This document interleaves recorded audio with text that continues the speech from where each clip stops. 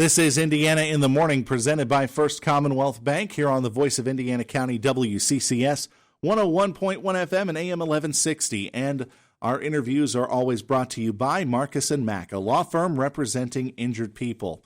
A lot of things going on as we look forward to another year, and one of the groups that's getting ready for some events, the Children's Advisory Committee. And joining us right now is Kathy Abbey Baker of the Children's Advisory Committee.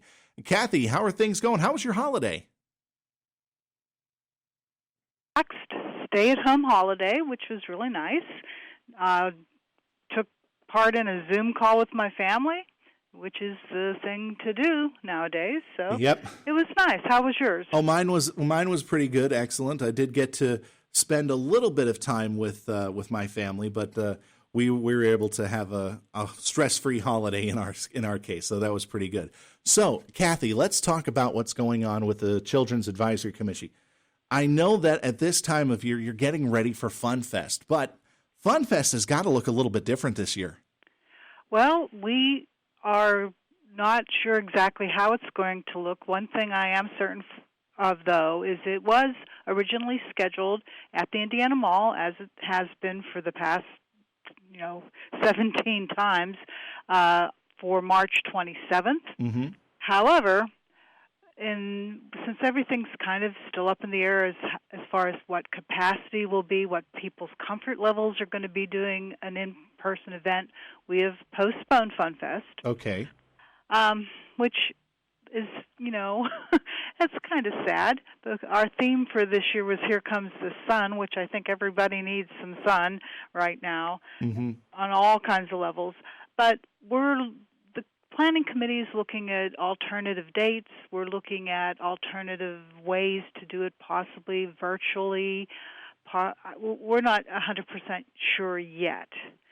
So I just want to make sure that everybody realizes that because of all the things that are going on with the COVID restrictions and the unknowns around that it is not going to happen on March 27th. And the biggest thing, too, is that we have to follow whatever the Indiana Mall's guidelines are. And they also don't know exactly what's going to be going on then, so we're not going to plan for something and then have to cancel it at the last minute. Mm-hmm. So yeah, things do change at the drop of a hat, it seems like, whenever it comes to trying to plan something around coronavirus. But it is good to hear that CAC is looking at other options, either different days or different methods, maybe probably an online FunFest as well. Right. It won't be the same, but you know what? We have 2022 to look forward to hopefully everything will be back to in person at that point. Although I would want to say, though, if there are any listeners out there who want to give us any kind of feedback about if they would prefer a virtual event or if they would prefer to wait until some other date, they can always email me at cac@indianacountypa.gov. I'd like to get input from the community as well. I will say, though, as far as our Family Nature Palooza, which is scheduled to take place on Saturday, June 5th, That's an outdoor event at Blue Spruce Park, and we are still planning that as it's been every year.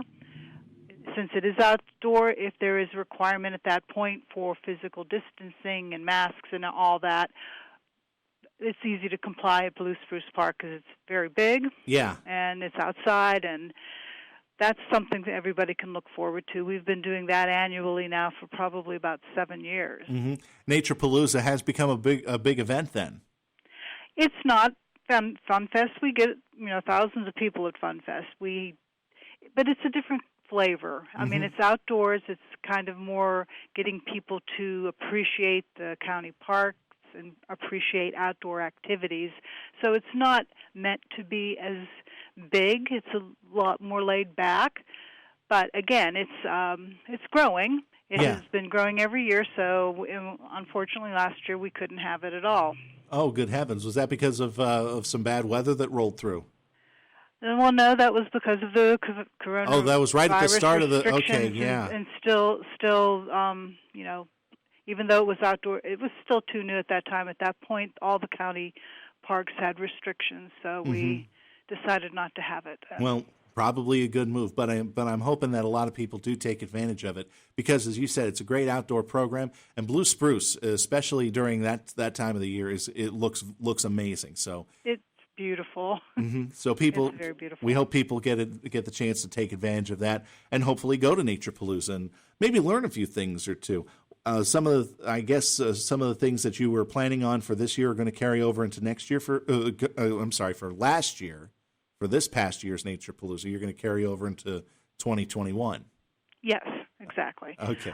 We hope to also have the fall day of play, but it's a little bit too early to start planning anything for fall of 2021. So we're looking right now at hopefully doing some kind of a version of Family Fun Fest and definitely doing Naturepalooza.